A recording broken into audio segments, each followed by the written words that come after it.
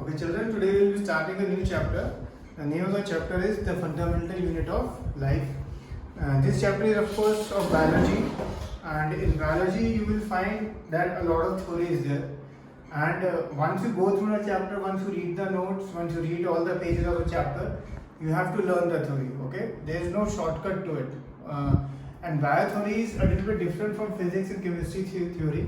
Biotheory, if you learn it, if you think if say exam is on Monday and if you learn it on Saturday and then everything you will write on Monday in the exam, retention of biology theory is not very high. So it's better to do the learning 3-4 times at least, especially for biology. Okay. Anyway, the fundamental unit of life. The first thing we will talk about is cells. Cells, we see they can be unicellular or multicellular. Most of the advanced organisms like humans, animals, we are basically multicellular. That means we have lots of cells in our body. Unicellular is made up of only a single cell, and that single cell is able to carry out all the functions of that particular body.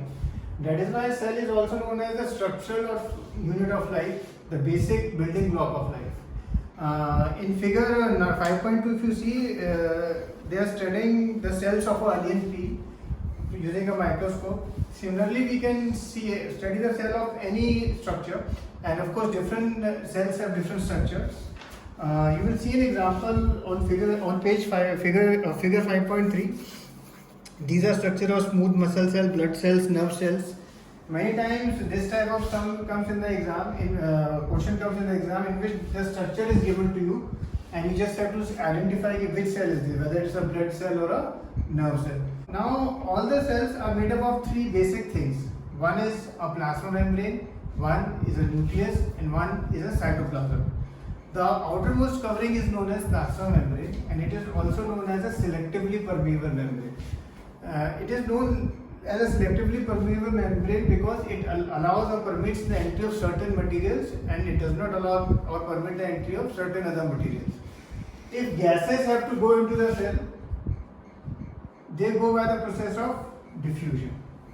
Basically, in diffusion, from a region of high concentration to a region of low concentration, the gases move.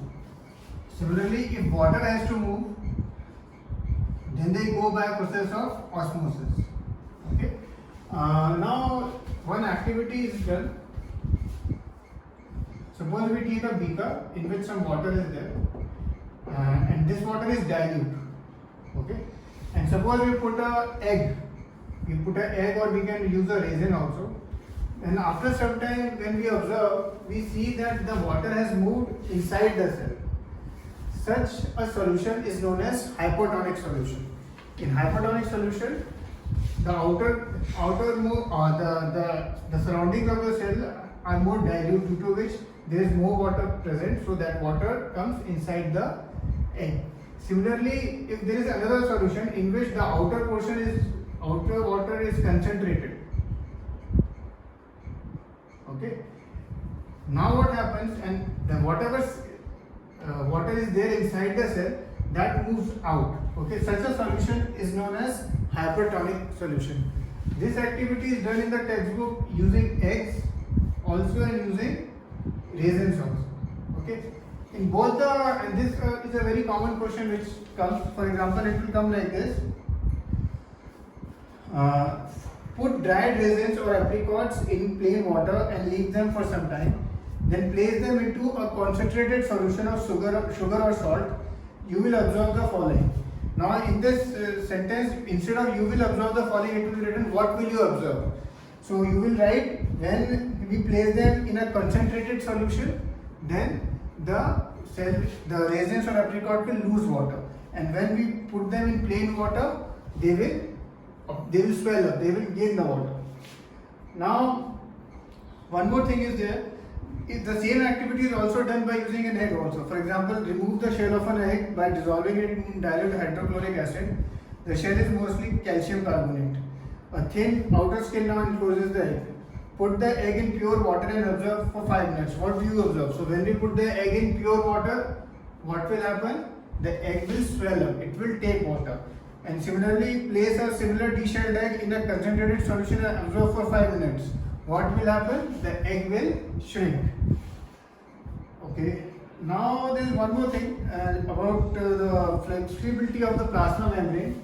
If you see the last sentence on page 60, it is written, the flexibility of cell membrane also enables the cell to engulf in food and other material from the external environment.